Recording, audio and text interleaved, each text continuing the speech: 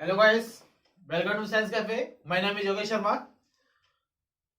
आज हम यहाँ पर विकास को प्रभावित करने वाले जो कारक हैं उन विकास को प्रभावित करने वाले कारकों के बारे में चर्चा करेंगे कि कौन कौन से फैक्टर जो है वो एक बालक के डेवलपमेंट को कहीं ना कहीं उस पर प्रभाव डालते हैं। ठीक है, डेवलपमेंट की जब भी बात की जाएगी चार फैक्टर आपको याद होने चाहिए: शारीरिक, मानसिक, सामाजिक और संवेगात्मक। आपस में एक दूसरे के पूरक हैं चारों। सामाजिक शारीरिक पक्ष जो है मानसिक पक्ष से कनेक्ट होता है और सामाजिक जो है वो संवेगात्मक पक्ष से कनेक्ट होता है। आज हम जिसके बारे में बात करने वाले हैं वो उन कारकों के बारे में अध्ययन करेंगे जो कि एक डेवलपमेंट को जो है कहीं ना कहीं उस पर प्रभाव डालने का कार्य करते हैं। तो चलिए आज की क्लास स्टार्ट करते हैं। यदि आपने चैनल को सब्सक्राइब नहीं किया है तो चैनल को सब्सक्राइब करें, साथ ही साथ अपने दोस्तों को भी शेयर कीजिए। तो देखिए कि बालक का जो डेवलपमेंट है उस डेवलपमेंट को चार कारक जो है यहाँ पर प्रभावित करते हैं। और वो कारक कौन कौन से हैं बनवान में देखेंगे इसको। वंशानुक्रम, क्या पहला जो फैक्टर है वो क्या है? वंशानुक्रम।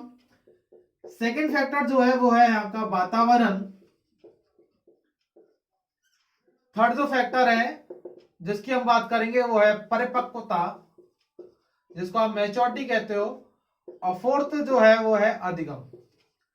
चारों ही फैक्टर जो है एक बालक के डेवलपमेंट को जो है कहीं ना किसी रूप में प्रभावित करते हैं। Heredity, atmosphere, maturity and learning.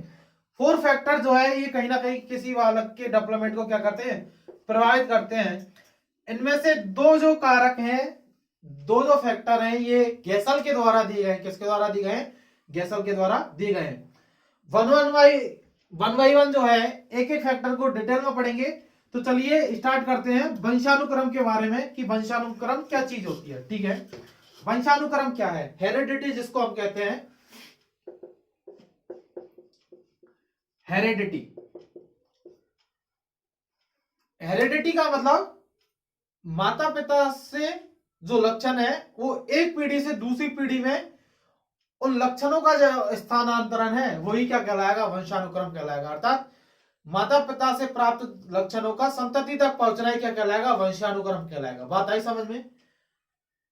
इस वंशानुक्रम के बारे में अलग अलग मनोवैज्ञानिकों ने परिभाषा दी है, जिसमें से हम कुछ की पढ़ लेते हैं। जेम्स ड्रेवर, क्या जेम्स ड्रेवर ने वंशानुक्रम की एक डेफिनेशन दी है। इनके अनुसार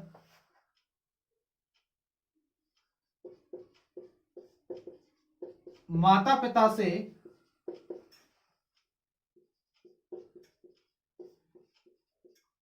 प्राप्त लक्षणों का संतति तक पहुंचना क्या कहलाएगा? वंशानुक्रम कहलाता है। ठीक है, माता पिता से प्राप्त जो लक्षण है उन लक्षणों का संतति तक पहुंचना ही क्या कहलाएगा? वंशानुक्रम कहलाएगा। किसने कहा है? जेम्स ड्रेवर ने। पीटरसन ने भी एक डेफिनेशन दी है। इनके अनुसार माता पिता से प्राप्त लक्षणों का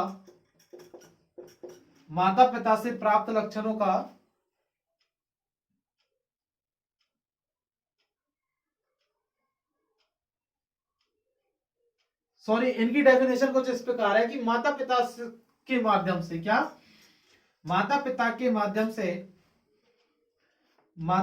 के माध्यम से पूर्वजों के लक्षणों का संतति तक पहुंचना ही क्या है? वंशानुक्रम है। क्या है? वंशानुक्रम। दोनों ही डेफिनेशन याद रखनी है। एक जेम्स ड्रेवर ने दी है और दूसरी वाली पीटरसन ने दी है। ठीक है, दोनों को ही याद रखना है कि माता पिता से प्राप्त लक्षणों का संतति तक पहुंचना वंशानुक्रम कहलाता है। जेम्स ड्रेवर की डेफिनेशन है, जबकि माता पिता के माध्यम से पूर्वजों के लक्षण जो है, पूर्वजों की जो विशेषताएं हैं उनका संतति तक पहुंचना क्या कहलाएगा? वंशानुक्रम कहलाएगा। अब हम बात करेंगे कि वंशानुक्रम जो है, वंशानुक्रम होती क्या चीज है, इस वंशानुक्रम के बारे में बात करेंगे। ठीक है, ये डेफिनेशन कई बार जो है पूछी जाती है और वहां पर आपको साइकोलॉजिस्ट जो है उनका नाम पूछा जाता है कई बार, ठीक है। अब देखिए भाई वंशानुक्रम क्या है, ये तो हमने डेफिनेशन पढ़ी।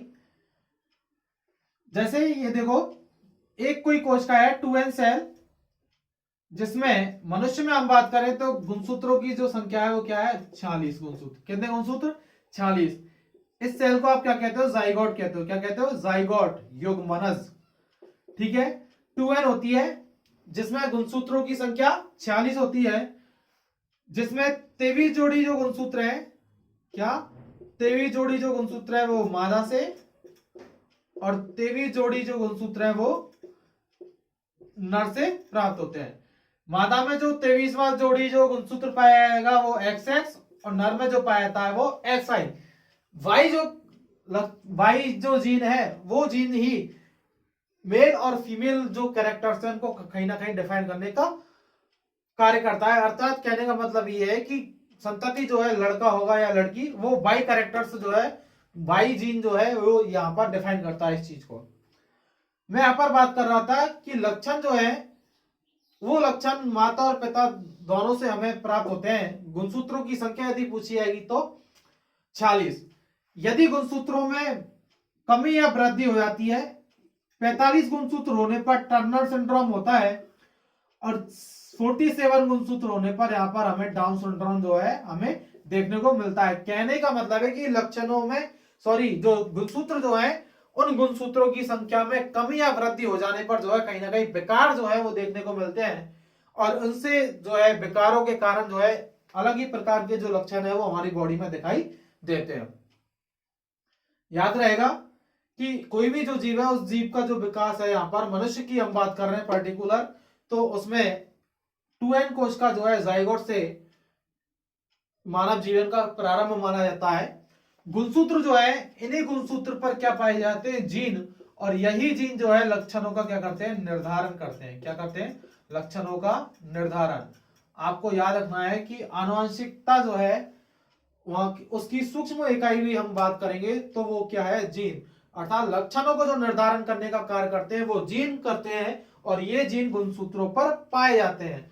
और गुणसूत्र कहां पाए जाते हैं? आपके न्यूक्लियस जो है, आपका केंद्र जो है वहां पर पाए जाते हैं। इतना डीपली हमें याद नहीं रखना है, वो बायोलॉजी का सब्जेक्ट हो जाता है। आपको केवल जीन तक याद रखना है कि जीन जो है वो आनुवंशिकता की सूक्ष्म इकाई है, ठीक है। अब यहां पर हम बात करेंगे कि वंशानुक्रम जो है, इस वंशानुक्रम के कुछ सिद्धांत हैं, उन सिद्धांतों के बारे में हम चर्चा करेंगे कि वो सिद्धांत क्या कहते हैं, ठीक है। 1 बाय 1 एक एक जो सिद्धांत है उसके बारे में पढ़ेंगे। देखिए पहला जो सिद्धांत है वो है बीज कोश की निरंतरता का सिद्धांत। क्या? बीज कोश की निरंतरता का सिद्धांत। यह सिद्धांत क्या कहता है? बीज कोश की निरंतरता का सिद्धांत, यह सिद्धांत ये कहता है कि भाई कोई माता पिता से जो लक्षण हमें प्राप्त होते हैं, और वो लक्षण जिसके कारण प्राप्त होते हैं वो क्या है? बीज कोश। अर्थात अंडाणु और शुक्राणु की हम यहां पर बात कर रहे हैं। क्या? शुक्राणु और अंडाणु की हम यहां पर बात कर रहे हैं। ये जो शुक्राणु और अंडाणु है ये निरंतर रूप से जो है ये बनते रहते हैं, जो कि कहीं ना कहीं एक नई संतति को जो है जन्म देने का कार्य करते हैं, ठीक है। अंडाणु और शुक्राणु के माध्यम से ये क्या होता है? ये क्या है? दोनों बीज कोश है। क्या है? बीज कोश। तो ये जो बीज कोश है वो निरंतर बॉडी में क्या होता है? बनता रहता है। इसी को हम क्या कहेंगे? बीज कोश की निरंतरता का सिद्धांत। किसने दिया है? तो वो आपको याद रखना है, बीजमैन। किसने दिया है? बीजमैन ने दिया है। सेकंड जो सिद्धांत है, सेकंड जो थ्योरी है वो क्या है? उपार्जित लक्षणों के असंचरण का सिद्धांत। क्या? उपार्जित लक्षणों के असंचरण का सिद्धांत। ये सिद्धांत भी किसने दिया है? आपको याद रखना है, बीजमैन ने दिया है। किसने दिया है? बीजमैन ने। बीजमैन ये कहते हैं कि भाई जो उपार्जित जो लक्षण है, जो लक्षण वातावरण से प्राप्त किए जाते हैं, उन लक्षणों का एक पीढ़ी से दूसरी पीढ़ी में जो है ट्रांसफर नहीं होता है। अर्थात कहने का मतलब यह है कि एक पीढ़ी से प्राप्त मतलब वातावरण से जो लक्षण हमें प्राप्त होते हैं वो लक्षण कहीं ना कहीं आगे आने वाली जो पीढ़ी है उनमें वो लक्षण प्रकट नहीं होते हैं। इसको हम क्या कहेंगे? उपार्जित लक्षणों के असंचरण का सिद्धांत। अगला जो सिद्धांत है वो है उपार्जित लक्षणों के संचरण का सिद्धांत। उपार्जित लक्षणों के संचरण का सिद्धांत। और ये जो सिद्धांत है वो किसने दिया है? लेमार्क ने दिया है। किसने? लेमार्क। लेमार्क ने जर्राफ का उदाहरण देते हुए कहा है कि भाई वातावरण से जो प्राप्त जो लक्षण है वो लक्षण कहीं ना कहीं एक पीढ़ी से दूसरी पीढ़ी में ट्रांसफर होते हैं। इन्होंने कहा था कि जिस प्रकार जिराफ जो है, जिराफ की टांगे और जो गर्दन जो है वो वातावरण के कारण लंबी हुई और वो जो लक्षण है एक पीढ़ी से दूसरी पीढ़ी में हमें देखने को मिला। तो इसको कहते हैं उपार्जित लक्षणों के संचरण का सिद्धांत। दिया किसने है? वो आपको याद रखना है, लेमार्क ने दिया है। किसने दिया है? लेमार्क ने। और लास्ट जो सिद्धांत है, अगला जो सिद्धांत है वो सिद्धांत है जीव द्रव्य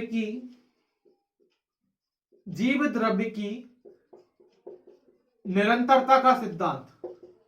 जीव द्रव्य की निरंतरता का सिद्धांत मतलब ये है सिद्धांत का जो कि फ्रांसिस गाल्टन ने दिया है। किसने? फ्रांसिस गाल्टन जो है, इन फ्रांसिस गाल्टन ने सिद्धांत दिया है। गाल्टन ये कहते हैं कि भाई कोई भी जो लक्षण है जो कि माता पिता से संतति में जा रहा है, हो सकता है उनके कुछ लक्षण जो है आने वाली जो अगली पीढ़ी है उनमें पूर्वजों के जो लक्षण है वो हो सकता है कि अप्रभावी हो, अर्थात प्रकट नहीं हो।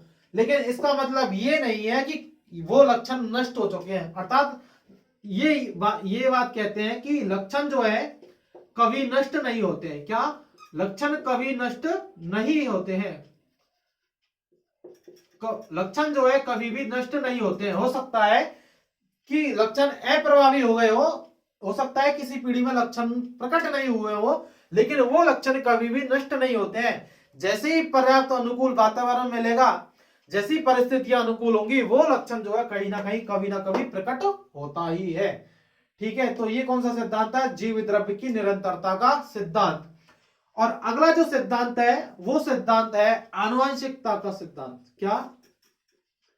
आनुवंशिकता का नियम जिसको हम कहते हैं, आनुवंशिकी जिसको हम कहते हैं, आनुवंशिकता, ये किसने दिया है? मेंडल ने। किसने? मेंडल, ग्रेगर जोहान मेंडल जिनको हम कहते हैं, जो इनको फादर ऑफ जेनेटिक्स भी कहा जाता है। क्या?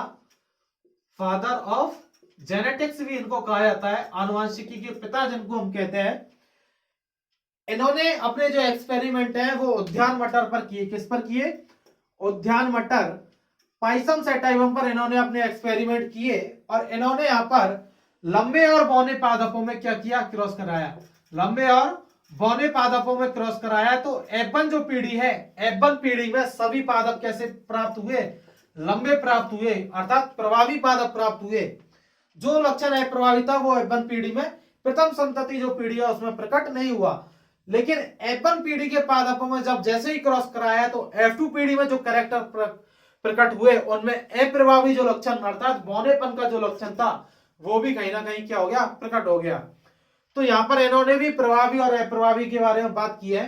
आनुवंशिकता के नियम की यदि बात करेंगे तो वो मेंडल से जुड़ते हैं, फादर ऑफ जेनेटिक्स से जुड़ते हैं। तो इस प्रकार जो है यहाँ पर विकास को प्रभावित करने वाले कारकों में से हमने वंशानुक्रम जो है उस वंशानुक्रम के बारे में चर्चा की, जिसमें वंशानुक्रम के 5 सिद्धांतों के बारे में बात की है।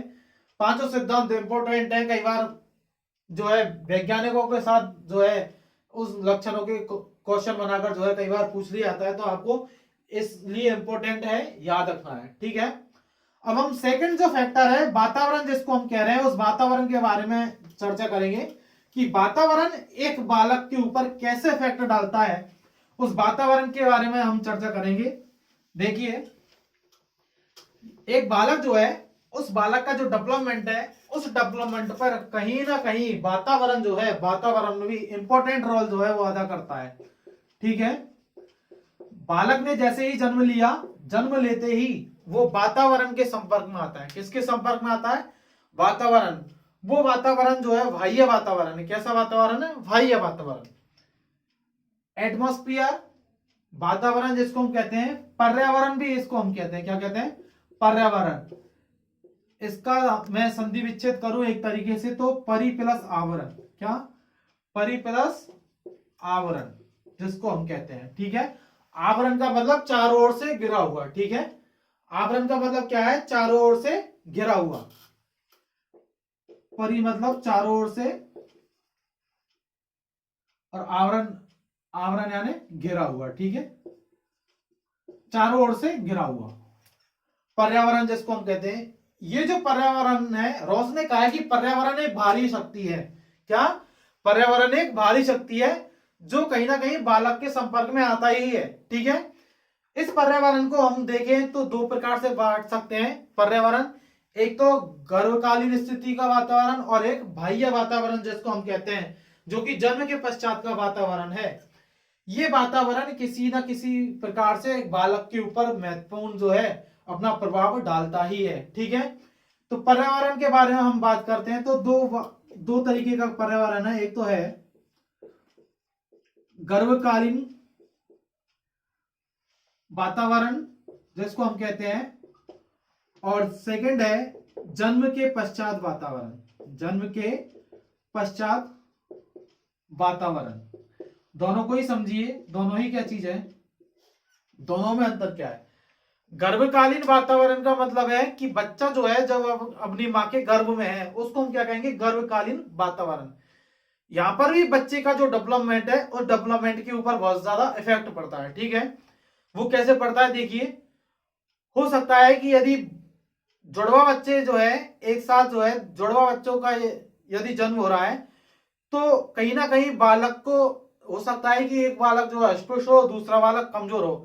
कहने का मतलब यह है कि उनमें से किसी ना किसी एक बालक पर जो है, या दोनों पर भी हो सकता है, किसी ना किसी उनका जो डेवलपमेंट है, चाहे आप उसको फिजिकली डेवलपमेंट कर लो, चाहे आप उसको मेंटली डेवलपमेंट कर लो, वो कहीं ना कहीं क्या होता है? प्रभावित होता है।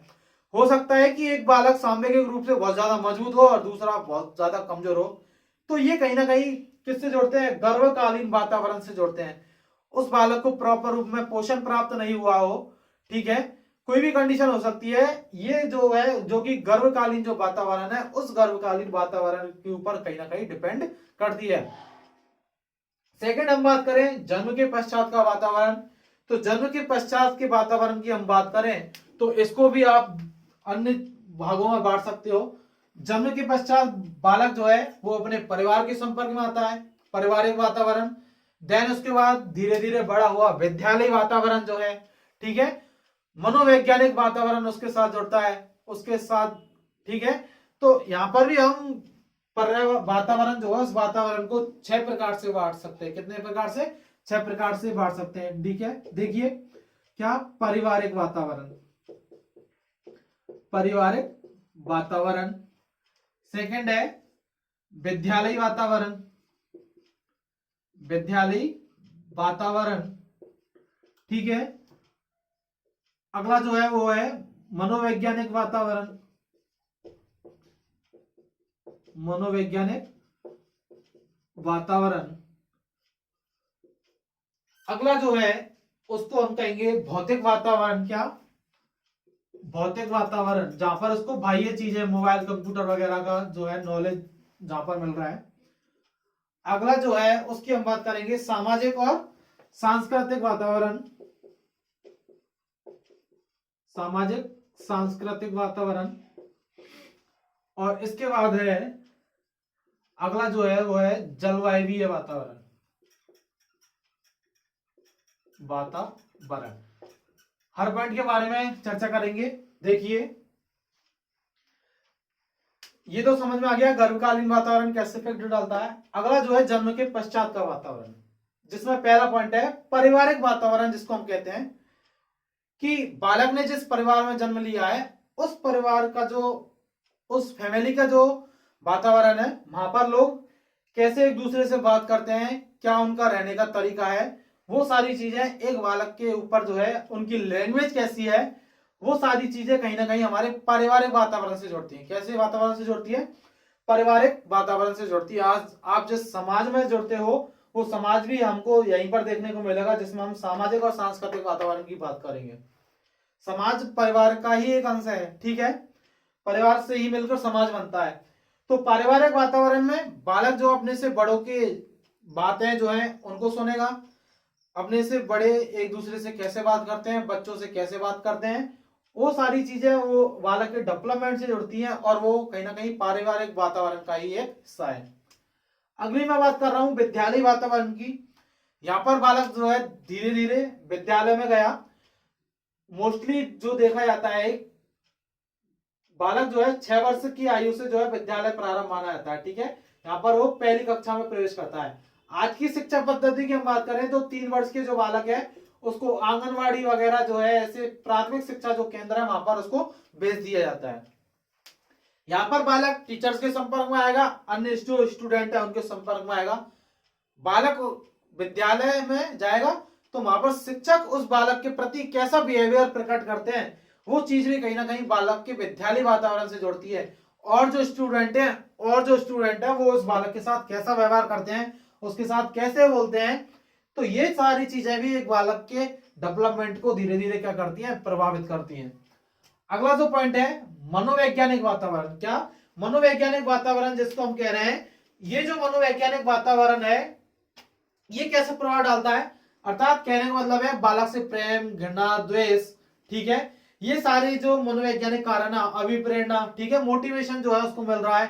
यदि आप उसको पुनर्बलन दे रहे हो, निर्देशन दे रहे हो, परामर्श दे रहे हो, तो वो सारी चीजें बालक के मनोवैज्ञानिक वातावरण से कहीं ना कहीं कनेक्ट होती हैं।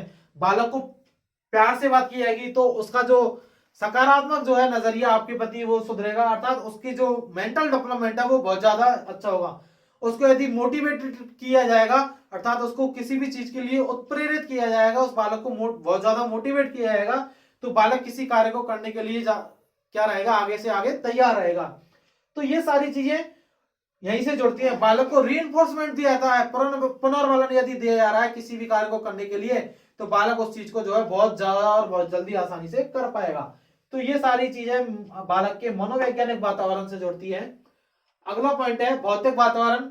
बालक को मूलभूत जो सुविधाएं हैं, मोबाइल, कंप्यूटर वगैरह का यदि यूज दिया जा रहा है, उस बालक को उपयोग कराया जा रहा है, तो वहां पर भी उसका मेंटल डेवलपमेंट जो है, टेक्निकल यदि हम बात करें आज की आधुनिक शिक्षा में, तो इसका बहुत ज्यादा इंपॉर्टेंट है। क्योंकि आज के इस युग में देखा जाए तो मोबाइल, कंप्यूटर के बिना जो है आपका जो एजुकेशन है वो, मैं ये तो नहीं कहूंगा कि बंद हो जाएगी, लेकिन कहीं ना कहीं इन चीजों से हमें जुड़ना चाहिए। ये हमारे भौतिक वातावरण को क्या करती है, कहीं ना कहीं निर्माण करती है, और इससे भी बालक के जो है मेंटल डेवलपमेंट जो है वो उस पर प्रभाव पड़ता है। अगली हम बात करते हैं सामाजिक और सांस्कृतिक वातावरण। एक समाज और वहां की संस्कृति। हमारे समाज में अनेक प्रकार की रूढ़िवादी परंपराएं, अंधविश्वास जो है वो हमें देखने को मिलते हैं। ये जो परंपराएं जो है जो हमारे समाज में आज भी प्रचलित है, ये कहीं ना कहीं एक बालक के डेवलपमेंट को क्या करती है, इफेक्ट करती है।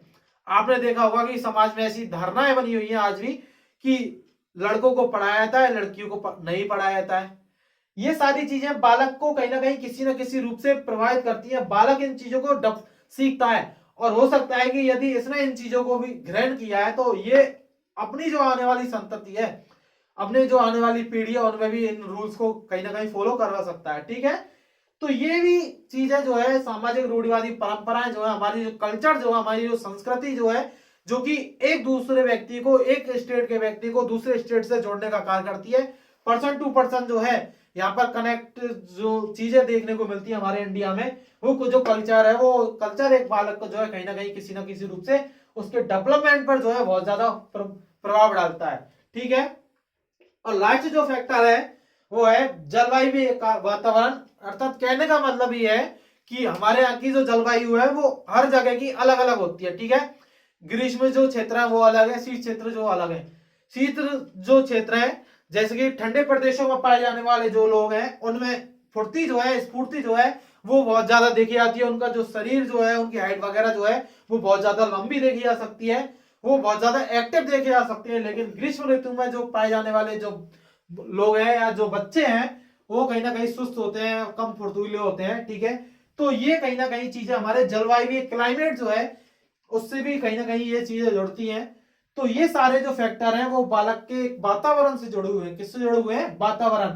और ये वातावरण जो है जैसे ही उसने जन्म लिया है वहां से वातावरण जो है धीरे धीरे प्रारंभ होता है।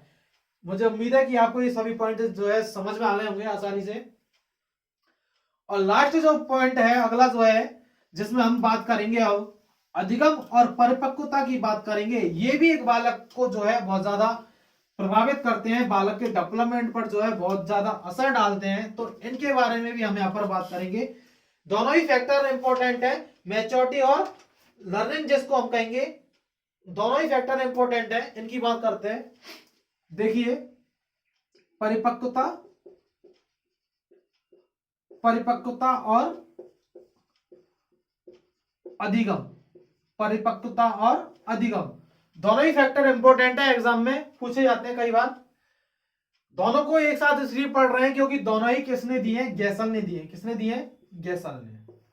ठीक है, ये परिपक्वता की कहीं ना कहीं बात करते हैं, मैच्योरिटी की बात करते हैं, कौन? गैसल। गैसल जो है एक शिशु रोग विशेषज्ञ है। क्या? शिशु रोग विशेषज्ञ है, कौन? गैसल। इन्होंने अमेरिका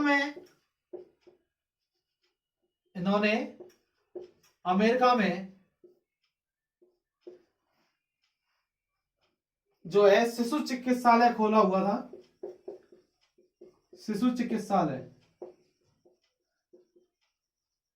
इसी से शिशु चिकित्सालय में जो गैसल है, इन्होंने, जिसको आप बाल विकास चिकित्सालय भी बोल सकते हो, क्या? बाल विकास चिकित्सालय। ठीक है, इन्होंने अमेरिका में एक बाल विकास चिकित्सालय वो खोला था, और इसी बाल विकास चिकित्सालय में जो है इन्होंने यहाँ पर एक सिद्धांत दिया सन 1925 में। यहीं पर इन्होंने 1925 में एक सिद्धांत दिया, परिपक्वता का सिद्धांत। क्या? परिपक्वता का सिद्धांत इन्होंने दिया था। किसने? गैसल ने। किसने? गैसल ने। कब दिया था? 1925 में परिपक्वता का सिद्धांत दिया। और सन 1928, क्या? 1928, 1928 में इन्होंने, 1928 में ही इन्होंने एक बुक लिखी जिसका जो टाइटल था वो था इन्फेंसी एंड ह्यूमन ग्रोथ। क्या? Infancy and human growth. ये जो एक पुस्तक है, ये पुस्तक किसने लिखी? गैसल ने। गैसल के द्वारा दी गई पुस्तक है इन्फेंसी एंड ह्यूमन ग्रोथ। ये गैसल की पुस्तक है, 1928 में दी गई थी। 1925 में इन्होंने परिपक्वता का सिद्धांत दिया था। कहां पर? बाल विकास जो चिकित्सालय, इसी में इन्होंने प्रयोग कर रहे थे ये, और उन्हीं प्रयोग में इन्होंने परिपक्वता का सिद्धांत दिया 1928 में। इन्फेंसी एंड ह्यूमन ग्रोथ जो है एक पुस्तक थी जो कि गैसल के द्वारा लिखी गई है। इस पुस्तक को यहां पर दिया गया। अब गैसल जो है कहीं ना कहीं मैच्योरिटी की बात करते हैं, परिपक्वता की बात करते हैं। क्या? इन्होंने डेवलपमेंट के लिए परिपक्वता जो है, मैच्योरिटी को कहीं ना कहीं इंपॉर्टेंस दी है। और जब भी हम मैच्योरिटी की बात करेंगे तो शारीरिक एंड मेंटल जो है, फिजिकल एंड मेंटल जो मैच्योरिटी है, उसकी हम कहीं ना कहीं बात करते हैं। शारीरिक और मानसिक रूप से परिपक्वता जो है उसकी हम यहां पर बात करते हैं। ठीक है, इस चीज समझ में आई आपको? अब देखिए कि भाई मैच्योरिटी जो है, परिपक्वता जो है, वो शारीरिक और मानसिक परिपक्वता, शारीरिक और मानसिक परिपक्वता जो है वो कहीं ना कहीं एक जो बालक है, उस बालक के डेवलपमेंट जो है, उस बालक का जो विकास है, उस पर प्रभाव डालती है। वो कैसे? यदि आप शारीरिक रूप से यदि कहीं ना कहीं स्वस्थ नहीं हो तो आपका जो मैच्योरिटी जो है, आप में जो परिपक्वता जो है वो धीरे धीरे क्या होगी? कम होने लगेगी। आप उतने, जितने मैच्योर आप होने चाहिए हो, आप उतने मैच्योर नहीं हो पाओगे। मेंटल डेवलपमेंट भी आपको इफेक्ट करेगा। आप मानसिक रूप से स्वस्थ नहीं हो, आपके संवेग जो है वो कहीं ना कहीं अनबैलेंस है, आपकी संवेगों का अनबैलेंस ही आपकी मानसिक स्थिति जो है उसको कहीं ना कहीं इफेक्ट करता है। मानसिक रूप से अस्वस्थ नहीं है तो किसी भी चीज को जो है आप आसानी से समझ नहीं पाओगे। कहने का मतलब ये है कि शारीरिक और मानसिक रूप से मैच्योर नहीं हो तो वहां पर अधिगम भी नहीं होगा। क्या? अधिगम नहीं होगा। आप जब बीमार होते हो तो आपको जो है वहां पर शारीरिक रूप से कैसे हो? आप कमजोर हो, शारीरिक रूप से मैच्योर नहीं हो। तो वहां पर यदि आपको कोई चीज सिखाई जाएगी तो वो वहां पर सीखना नहीं होता है, सीखना नहीं होगा। कब? जब आप शारीरिक रूप से कमजोर हो, अर्थात आपकी तबीयत वगैरह खराब है तो आप कोई चीज नहीं सीख पाओगे। आप मेंटली रूप से प्रिपेयर नहीं हो, मानसिक रूप से आप परिपक्व नहीं हो, तो मानसिक रूप से जब परिपक्व नहीं हो तो वो भी अधिगम नहीं होगा। कहने का मतलब ये है कि डेवलपमेंट में आपका शारीरिक पक्ष और आपका मानसिक पक्ष जो है, अर्थात आपकी फिजिकल मैच्योरिटी और आपकी मेंटल मैच्योरिटी जो है वो कहीं ना कहीं रोल अदा करती है।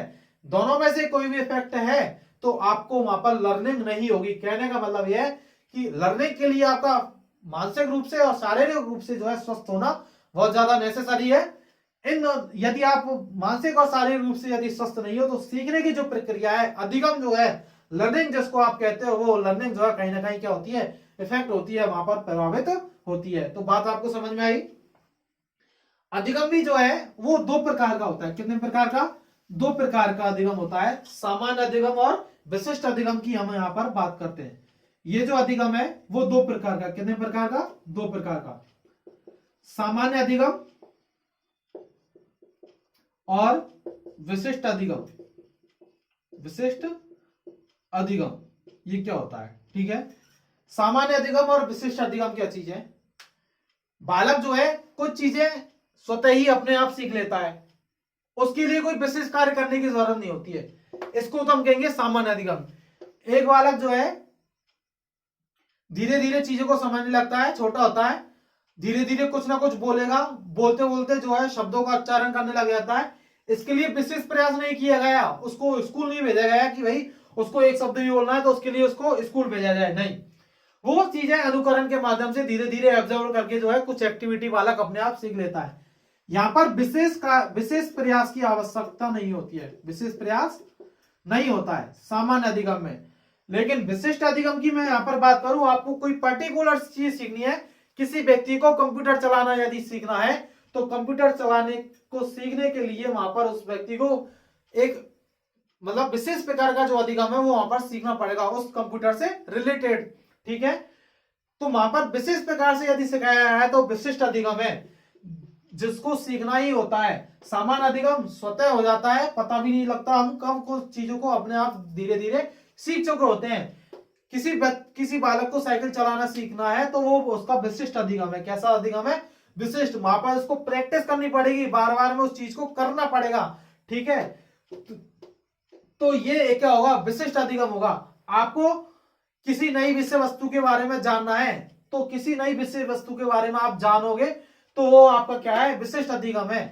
अर्थात कहने का मतलब यह है कि ये जो चीजें हैं, विशिष्ट अधिगम जो है वो आपको किसी विशेष प्रयास के द्वारा ही देखने को मिलेगा, जहां पर आप किसी एक पर्टिकुलर जो सब्जेक्ट है उस सब्जेक्ट के बारे में कहीं ना कहीं आप जानने की कोशिश कर रहे हो। आपको यदि बाइक चलानी सीखनी है तो आपको उसके लिए प्रॉपर ट्रेनिंग लेनी चाहिए। एक जो पायलट जो होता है उसको विमान को चलाने के लिए उसको प्रॉपर रूप से ट्रेनिंग दी जाती है। ये उसका क्या है? विशिष्ट अधिगम है। क्या है? विशिष्ट अधिगम, जो कि नेचुरली नहीं होता है। सामान्य अधिगम नेचुरली होता है। हम कुछ चीजों को कब एब्जॉर्व कर लेते हैं, कब ग्रहण कर लेते हैं, कब कुछ चीजें हम करने लग जाते हैं, वो चीजें हमारे सामान्य अधिगम से जुड़ती हैं, जहां पर हमें कोई विशेष कार्य करने की आवश्यकता नहीं होती। इस प्रकार विकास को प्रभावित करने वाले चारों फैक्टर जो है वो यहाँ पर कंप्लीट होते हैं, जहां पर हमने वंशानुक्रम, वातावरण और मैच्योरिटी और अधिगम जो है इनकी हमने यहाँ पर बात की। यदि आपको ये वीडियो पसंद आया है तो चैनल को सब्सक्राइब कीजिए, साथ ही साथ अपने दोस्तों को शेयर कीजिए और लाइक भी कीजिए, जिससे कि हमें भी मोटिवेशन मिले। मिलते हैं फिर नेक्स्ट वीडियो में एक नए टॉपिक के साथ। तब तक के लिए ख्याल रखिए अपना, खुश रहिए, मस्त रहिए। Thank you, bye.